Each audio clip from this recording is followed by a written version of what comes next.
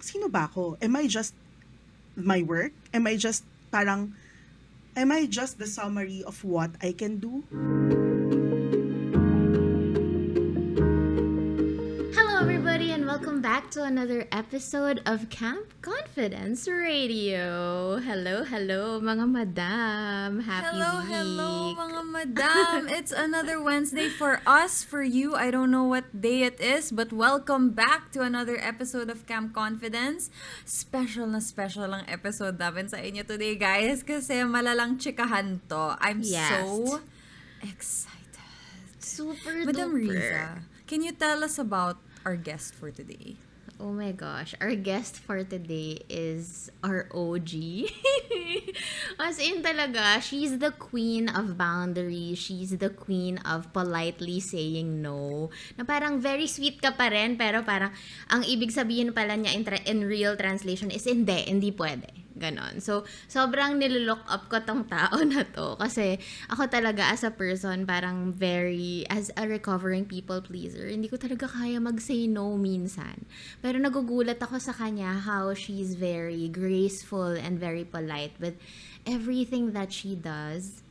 And nakilala ko ang ating guest for today through Madam Ayn. Nakakatawa kasi I saw a meme on Facebook na ang mga introverts daw nagkaka-friends lang dahil sa ini-introduce ng mga extrovert friends nila. Which is true. So thank you, Madam Ayn, for that. It's very true. Like, how do introverts make friends? Ina-adopt sila ng extroverts and in-introduce sila ng extroverts. Charot. Yep. Pero anyway, so ito naman ako, ang intro ko dito sa ating special guest for today. Ito ang reason sa ating Abundance 2021, 2022, and forever.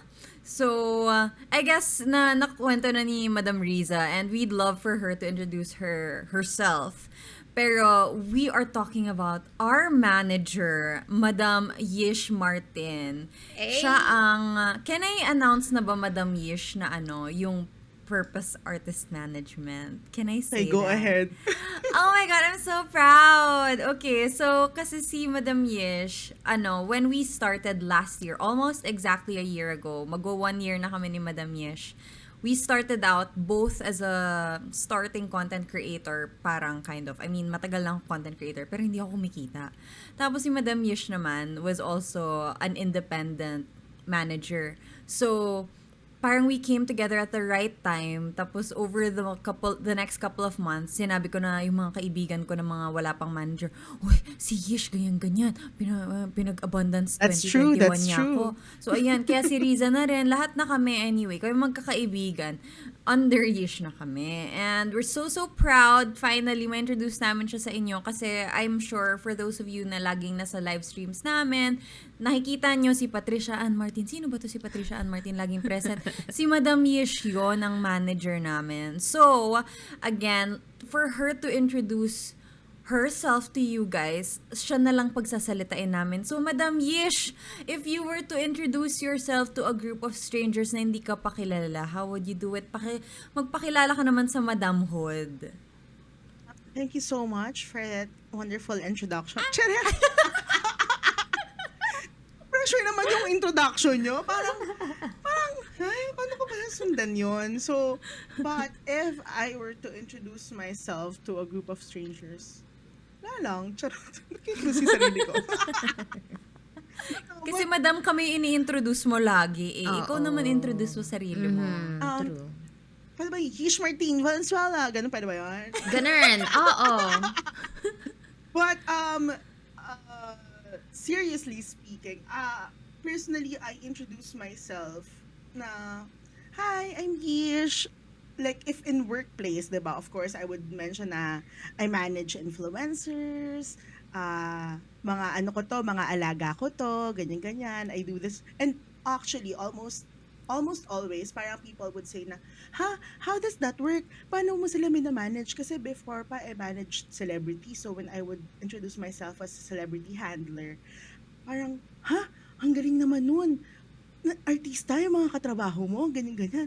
So, but if I were to introduce myself to, let's say, an acquaintance or a friend or like in a social setting, I'm just Yish. a single woman journeying through life. I love Pa-plug it. tayo dyan, guys. Meron tayong mga 2% male Maybe Oo. ako. male Oh my gosh. audience. Oo. Ay, nako. No pressure. Anyway, No pressure sa Cam Confidence community. no pressure guys, Oo. ireto nyo na to si Yish na to. Oo. Strong independent woman to. At ayun nga, Very. kaya yung topic namin for today is how to know your worth and say no. Dahil Madam Yish to eh, ayan.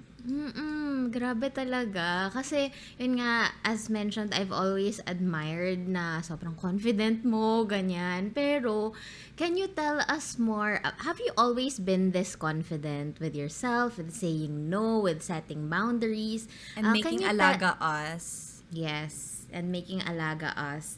Can you tell us more about Yish before, as in before 2022, as in way back, bagets na Yish? What was your Mm-hmm. career path back then? Actually, if I'm gonna be completely honest, ano talaga, people pleaser din ako before. As in super people pleaser, and alam mo yung I would say now from where I am now that I used to be a very insecure person. Na kasi like I grew up in a very big family because my mom and dad, they're not married. So I used to live with, yung kumbaga, in parents-wise, mom ko lang. Tapos parang I would always think na parang kasi never ko nakasama yung dad ko sa bahay eh. Yung ganong, ano talaga, level. So parang I would always think na, hindi ako pinupuntahan ng dad ko, so maybe I'm not good enough, or maybe I'm not special enough, ganyan-ganyan. So parang I think that,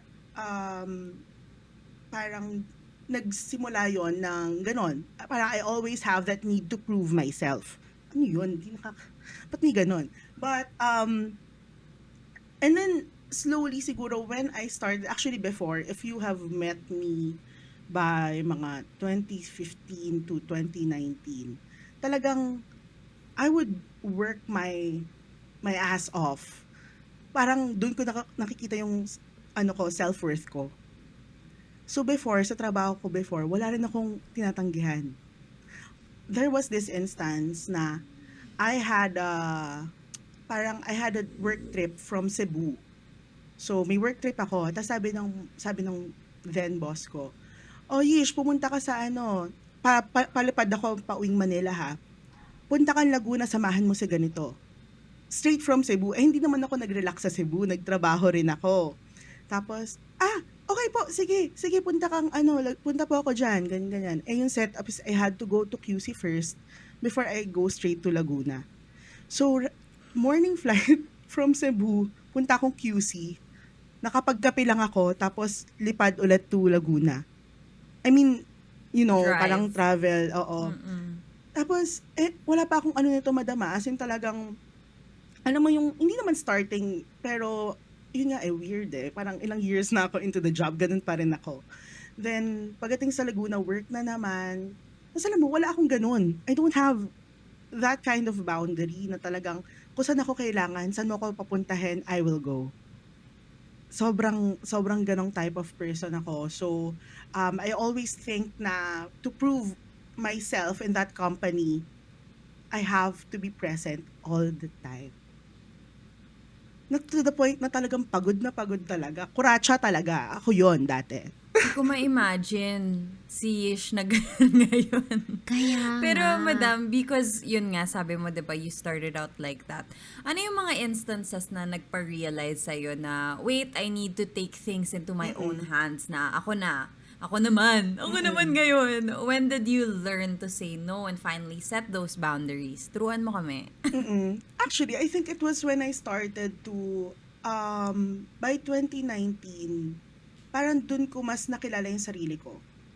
Dun ko mas I knew myself more. I knew myself in parang in the big picture because I was so in parang super in the details ako, parang ganyan. I was so immersed in the situation na uh, the the pandemic helped me because it made me take a step backwards na okay, wait. Parang alam mo yun, like siguro nakatulong din na naalis ako dun sa environment na yon.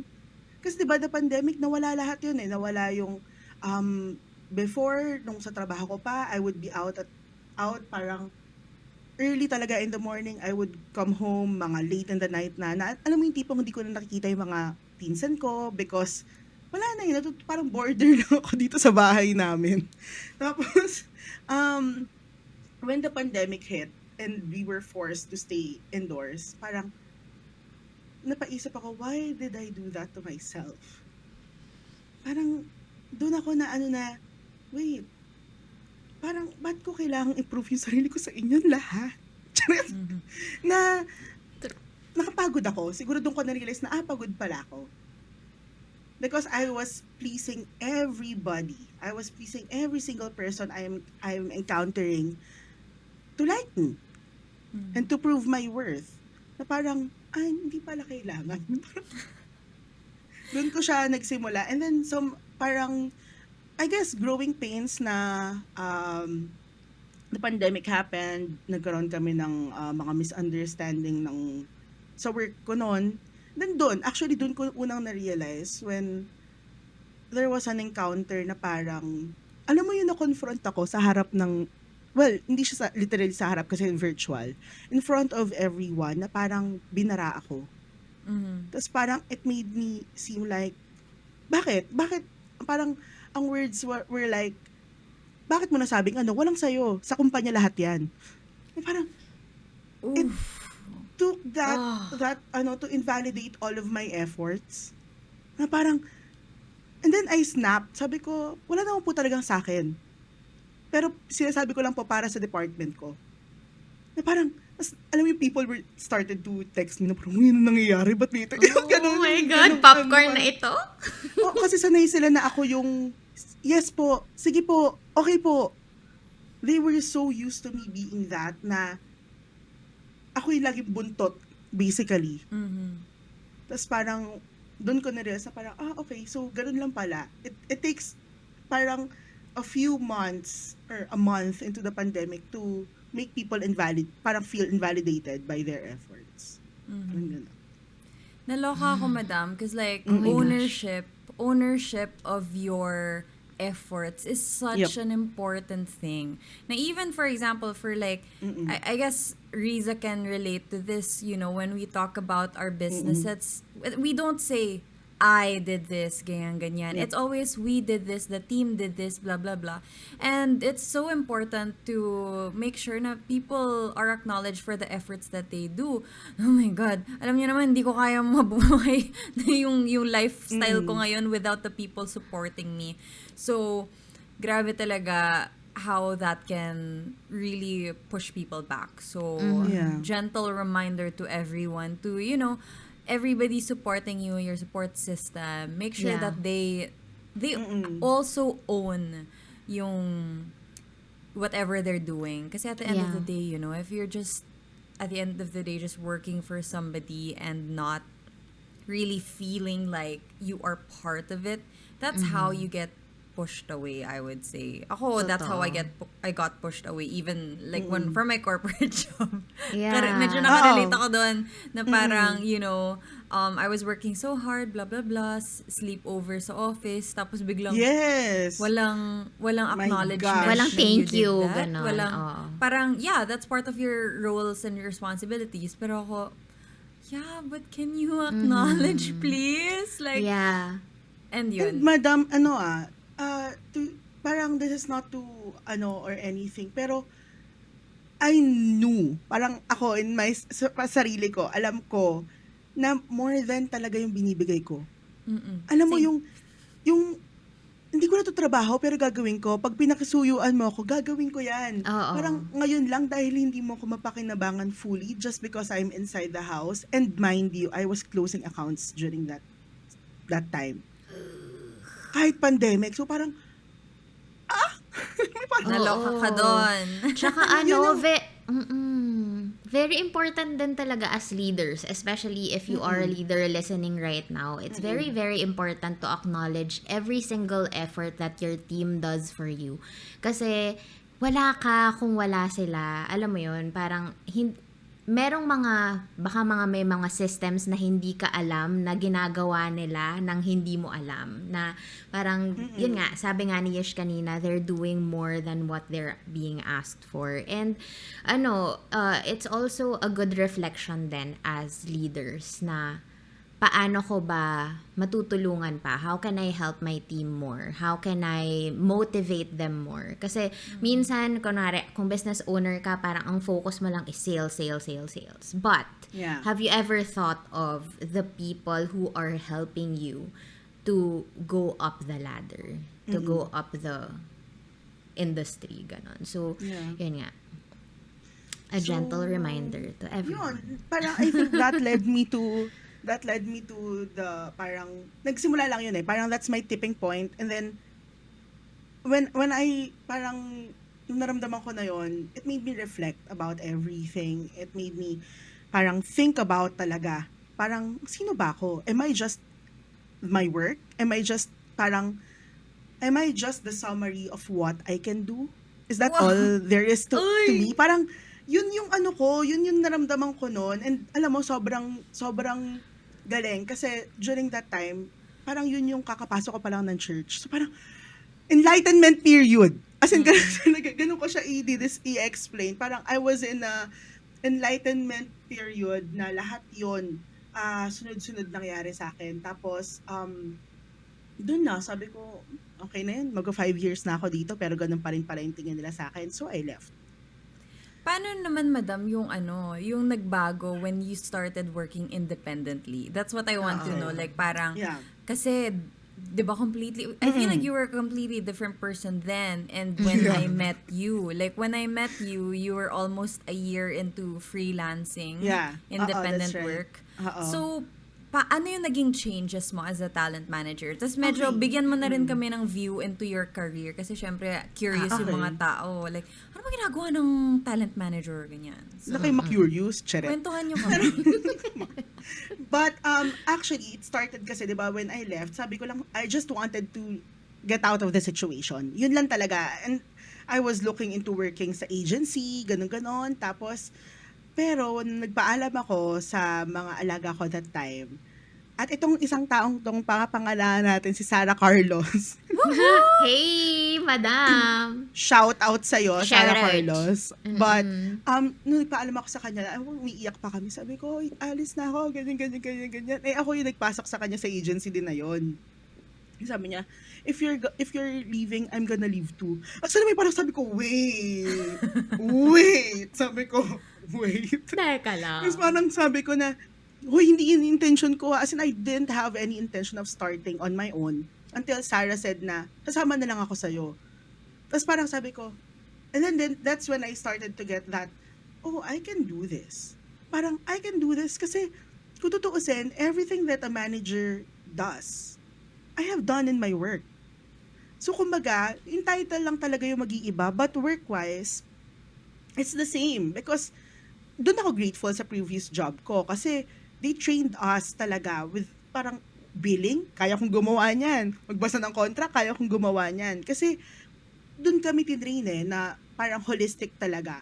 So, nung sumama sa akin si Sarah, doon ko nakuha na if this person is confident to trust me and confident to go with me, kasi compare sa isang kumpanya, pipiliin niya sumama sa isang baguhan in a sense. Sabi ko, maybe I should trust myself too. So, Oh. that's when sabi ko, sige, sabi ko sa kanya, sabi ko, sure ka ba? Ganyan, ganyan. Sige, let's do this. Sabi ko, pero nag-disclaimer ako sa kanya, pero I cannot give you the same privileges that this company has because I'm just Yish. That's what I can offer you lang.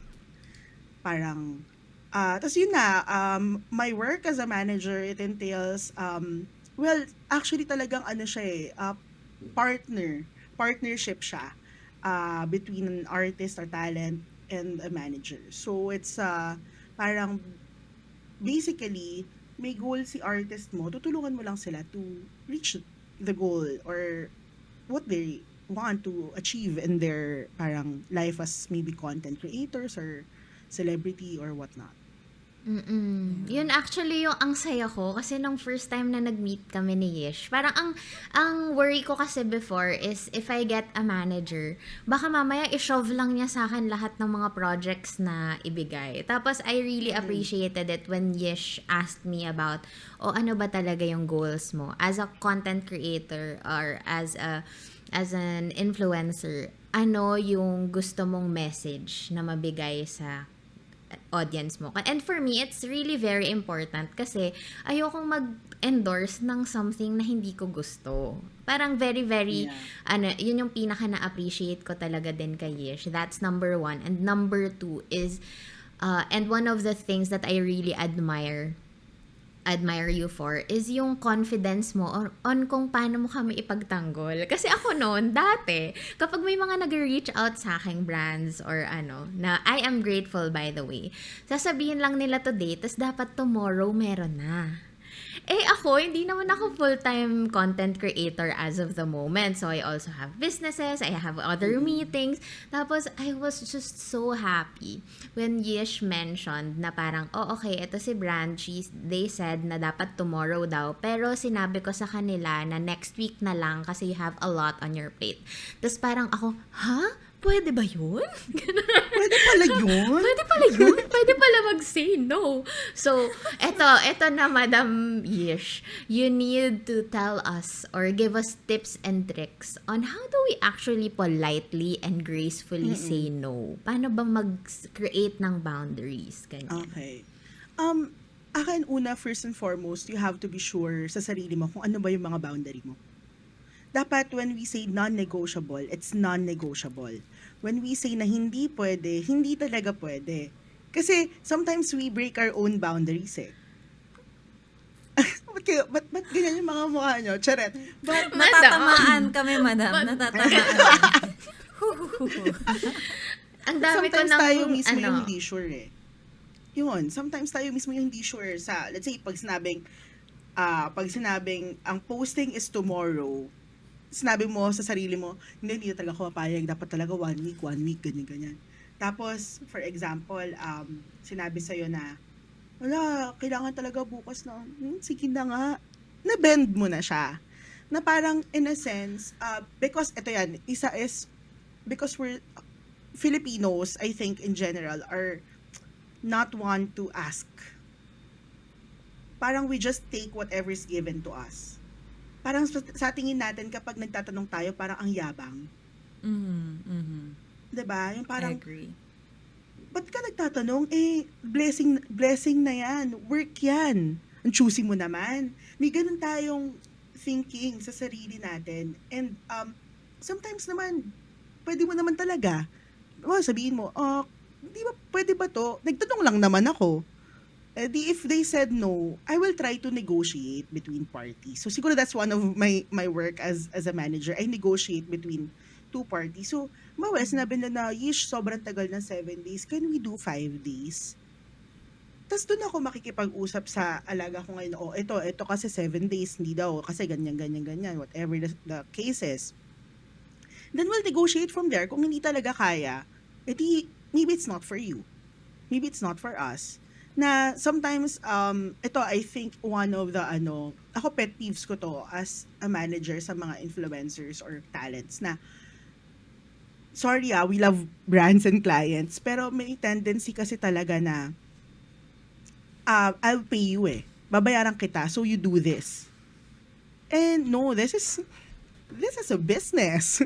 Diba? This is a professional career. This is a professional job, and you don't get to boss people around without man lang yung proper reasoning. Sana ko sabihan mo ko na, alam mo yon, yung explain mo sa akin why.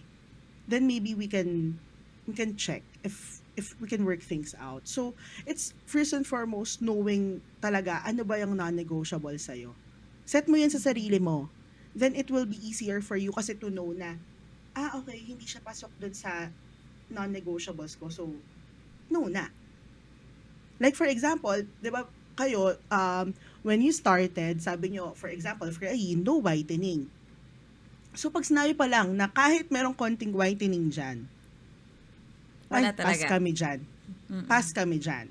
Kasi unang-una, integrity niyo yung nakasalalay do'n. Totoo. 'Di ba? If for example, si Riza, zero waste advocate siya, tapos magpo-promote siya ng isang product na one time use ng sachet. What will that Oh, ay, kiss parang din yan for me. Oo, what will that point towards her character? So it's not just it's not just reputation. It's more of a character thing. Now we have to be able to stand for, Mhm. 'di ba? For something that we are passionate for, or yung commitment natin to that um certain matter, whatever that is. So it's not just a one-time thing. 'Di ba? Kasi if you can do it once, you will accept it again. Hindi, sige, itong whitening naman na 'to medyo-medyo lang, so puwede na. Then next time dahil nagawa mo na siya, nag-whitening ka na, siguro okay lang naman. Then next time asan na Yeah. yung integrity, 'di Mm-mm. ba? So, Natutuwa talaga ako na when we started, like those things were the first things we discussed. Yeah. yeah. Ano yung mga bagay na hindi Mm. mo sa say yes? Ano yung mga ayaw Mm. mo? Ano yung Yeah. mga hindi talaga? And to me, that was so important because ang hirap to have to say no all the time. It's easier to know what you will automatically say no to instead of like having to contemplate all the time. So, kami, kahit na gaano kalaking brand deal yan, kahit gaano ka prestigious brand, as long as it's Yeah. whitening, it's a no. Because, syempre, the values, the integrity, and it's just so nice na we get to work with a manager who respects that, you know? Kaya nga, purpose artist management. Yes. Sobrang bagay talaga. Tapos yung initials niya pa, PAM, Patricia Ann 'Di Martin. ba? Diba? Sobrang perfect. Oh, Madam namo, Riza Riza, ngayon mo lang ay. na-realize. Hindi mo na-realize, Madam Riza. Oh my God. I feel like an Galing. English genius. I feel like a linguistic genius right now. I mean, Ang galing. when I Ayun saw pero that, Tagalog. ayun pero Tagalog pero Inglesera. Ay. I know, right? Ano, when I saw that, kasi diba you registered na your company, ganyan. Yeah. Tapos I was like, purpose artist management. That is so, so apt for, number one, the roster of talents that you have. Di naman sa inaano ko sabihin ko, ayun, Bernos is so purposeful. Hindi naman sa binubuhat ko sarili kong bangko. Medyo lang. But just how Yish works with us. Like, it's always purposeful. Like, when she, Yeah.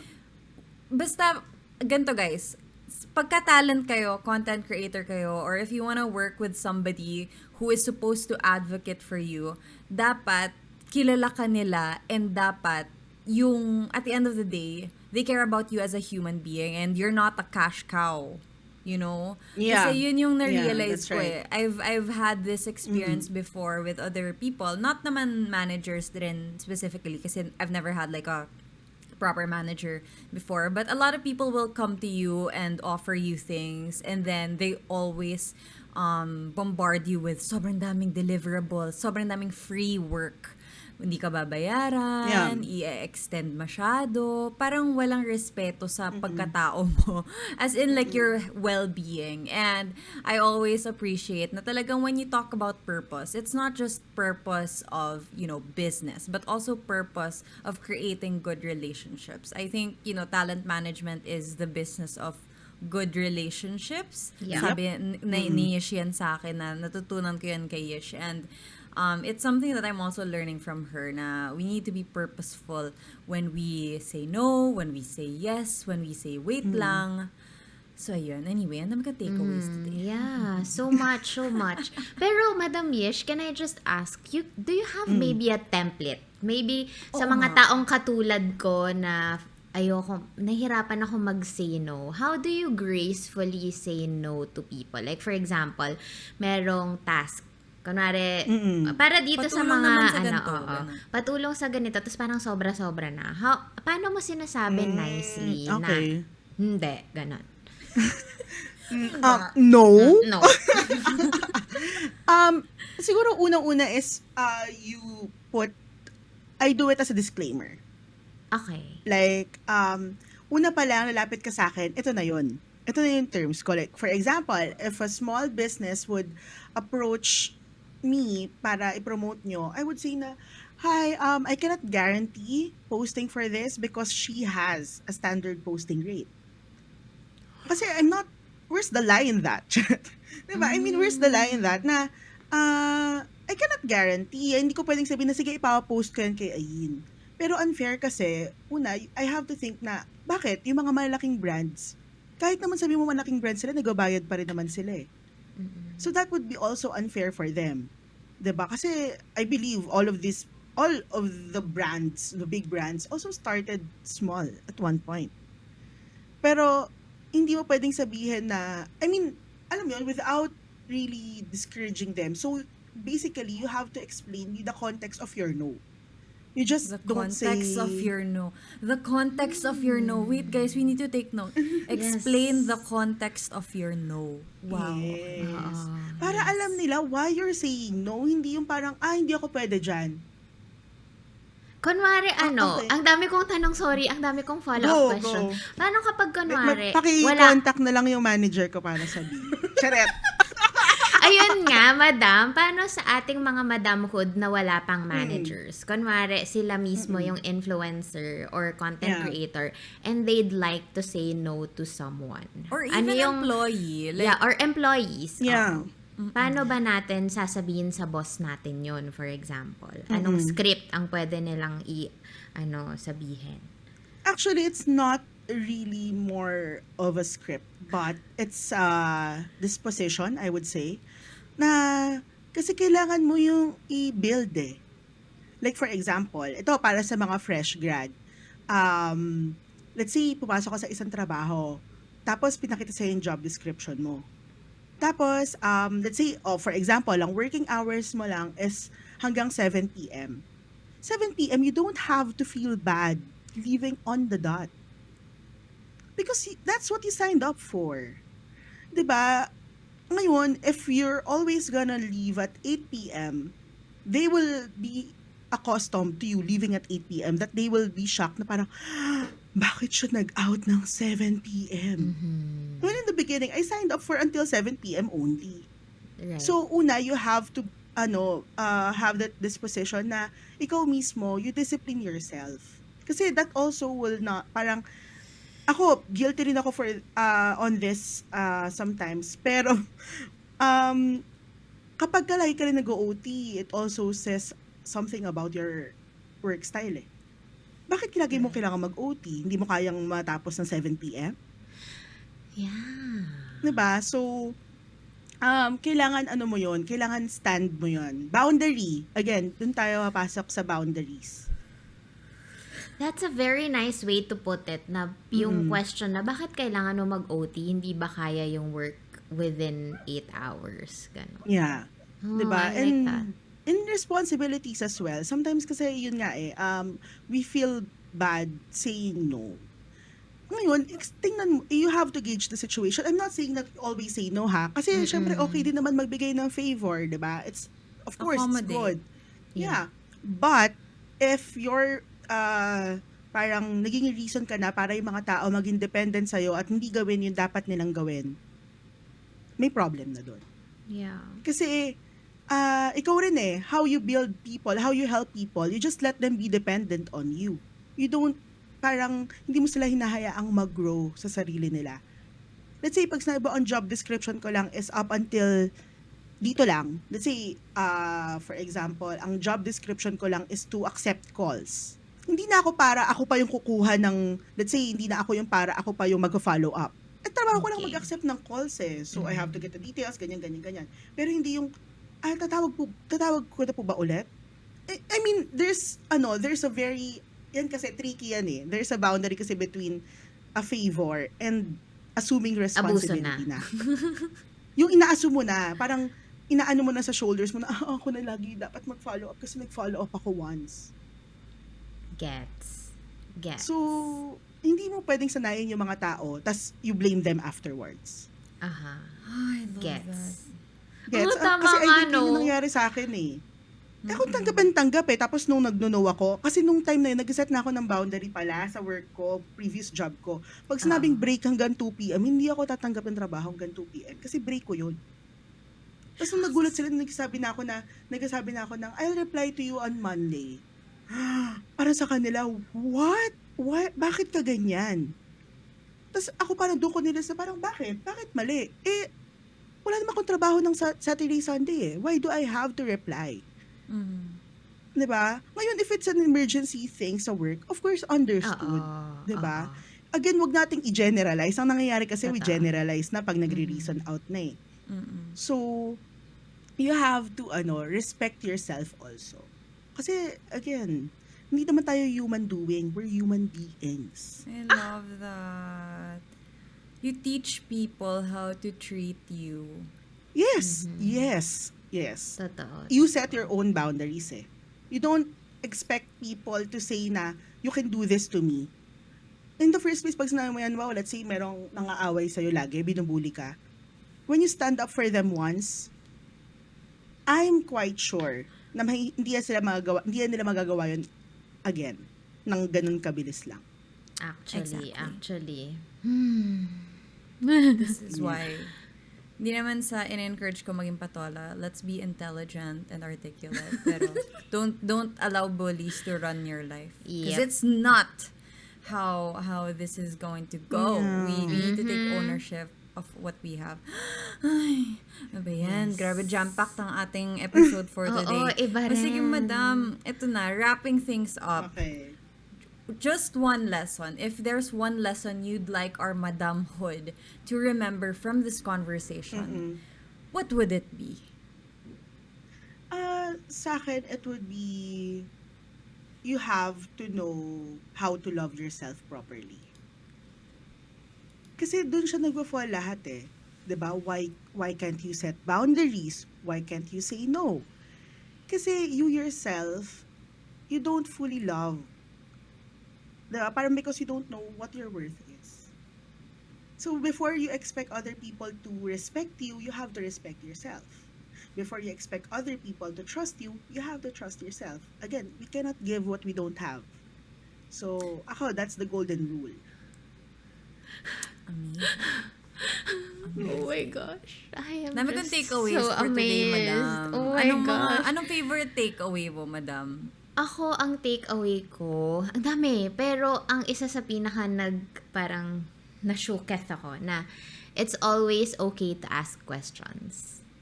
Na, hindi naman porke, ito yung sinabi sa'yo, ito ang nakahain sa'yo, hindi mo na pwedeng i-question yun. It's okay to compromise. It's okay to meet halfway. And, you always have to parang protect the asset, which is yourself. You always have to protect yourself first before you can protect others, before you can, yun nga sabi ni Yish kanina, you can't give what you don't have. So, nabasa ko rin yun sa isang book na always complete yourself first. You always have to protect yourself first before mo masabi na, no, ganito ako, ito ang boundaries ko. Pero it doesn't always necessarily mean, I also like it when you said, Yish, kanina na, you can still compromise. You can still get favors or accommodate favors from people. But you always have to have your limits. You have to know your limits. Yung sa akin Ay, naman, ako. my favorite takeaway is like having a context to your no when you say no. Kasi for me, minsan nahihirapan ako mag-no because I feel like it means closing a door or it means ruining a relationship or pag nag-no ako, baka isipin nila, ano ko, I'm a diva. Yung, alam mo yun, yung mga ganong stuff. But then, you need to explain to people to make them understand why you're saying no. So that it's not like a relationship ender. It's not like a completely closed door. But it's just that in the moment, it's not something you can accommodate. And along with that is also the disclaimer na sa simula pa lang, you don't give people guarantees. Kasi na-realize ko na the guarantees are how you disappoint people.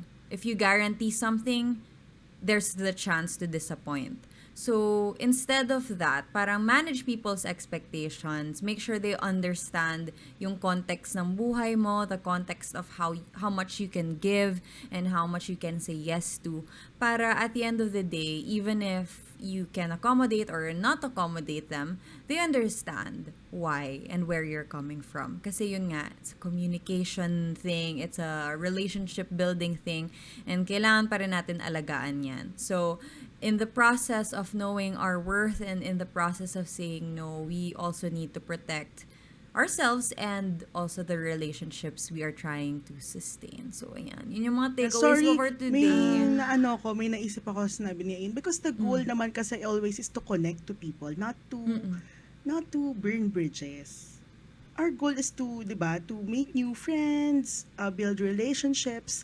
So, when you're saying no, it's not because I don't like you. It's because I love myself. And it's not bad. So, you have to always keep that in mind na hindi naman to dahil gusto ko mag-away-away, gusto ko lang mag-attitude, 'di ba? It's because I don't want to hurt you also in the future. Parang kasi ang ending niya madi-disappoint lang kita. So ngayon pa lang, hindi ko na gagawin 'yun. 'Di ba? Parang ganon, if that makes sense. Ganda! Really does. My God. Thank you so much, Madam Yish, for joining us for today and for sharing all of your wisdom. As usual, yung nga sinasabi nga namin, si Madam Yish ang reason kung bakit we are still sane. Yes. So, Madam Yish, if you have anything to share with our Madam Hood, any socials, if gusto mo, ikaw naman ang aming star, i-plug mo na Ay. yan. Gosh. I-plug nyo na lahat. So, Well, I also have a pod. yee! Huwag ka na mahiya. Ano ka ba? Gina But yan. I also have a podcast. It's entitled Blooming in Faith Podcast. I do it with my two blooming girlfriends. So, mga atis ko sila sa church. Si Ate Jen, si Ate MC, shout out sa inyo. Shout out pa nga. Share it. Pero aside from that, well, my Instagram is Yishang. Ilang A, Yun. ilang A. Tatlong A yun. Tatlong Tatlong A. A Tatlong yun. A. Bilang ko yun, madam. But yeah, if gusto niyo ako makausap, kunin niyo yung mga alaga ko. Charet! Nagbenta Ganun na na nga. nga po. Nagbenta Ganun na na nga nga po. Pero no, kidding aside, but super happy to be here kahit nabudol lang naman talaga ako kagabi, di ba? Na-ambush ako eh. Thank you sa So, but I'm so pagpa-ambush. happy to be here. Yes. Yay. Thank you, Madam Yish. We love See you so soon. much. We love you so much. Bye, mga madam. Thank you for listening. Bye.